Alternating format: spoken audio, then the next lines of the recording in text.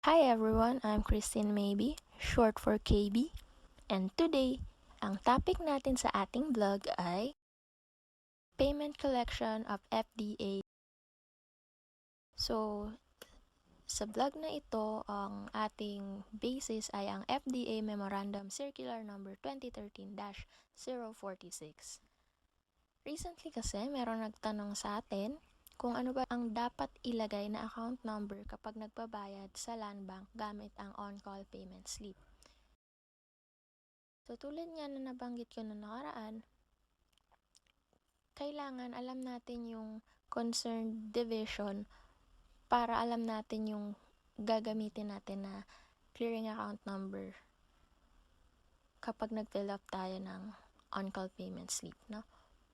So, kung kunwari, magbabayad ka sa Landbank para sa iyong LTO renewal or initial application at meron kang drugstore,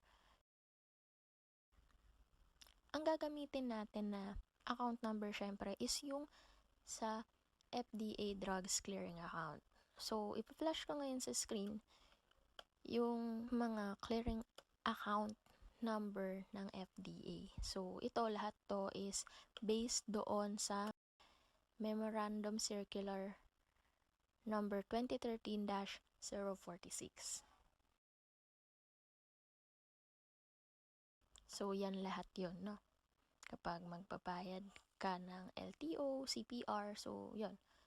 Kailangan lang alam mo yung center na concerned para kapag magbabayad ka, yun yung ilalagay mong account number.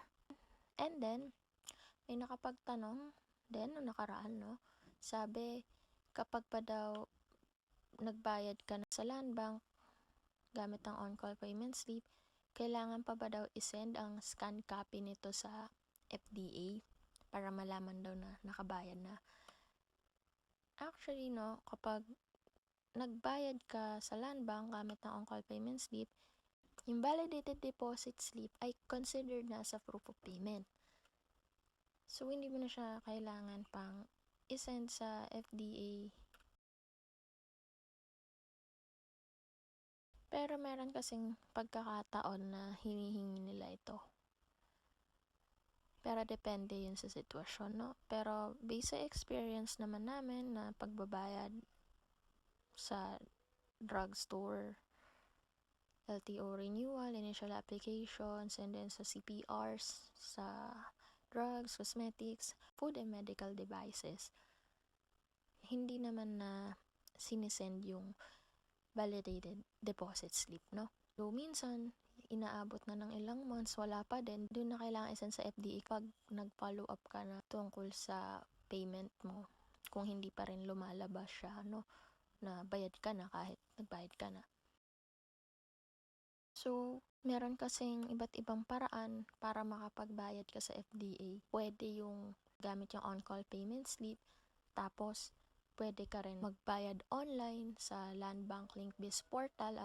You may check the link below for more details on how to pay online, no, gamit ang Landbank LinkBiz.Portal.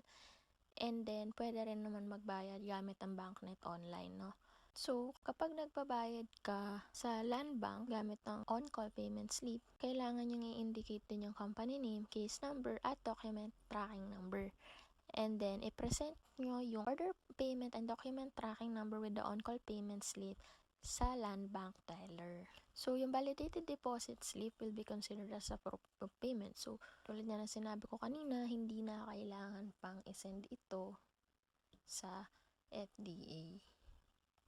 Check nyo na lang ngayon sa portal nyo or sa e-services kung nag-reflect na yung payment nyo. Just in case na hindi ito mag-reflect at ilang buwan na ang lumipas, dun yung nakakailanganin i-send yung scan copy nun sa FDA cashier para ma-validate nila yung payment nyo. So, kung gusto nyo pa malaman yung tungkol sa collection policy and procedure ng FDA, you may check out the FDA Circular number 2017-010. Dito nakalagay yung payment procedures gamit ang BankNet online at Landbank of the Philippines On-Call Payment Facility. So for now, yun lang. Thank you guys for watching this short video. Please don't forget to subscribe on our YouTube channel. Thank you guys.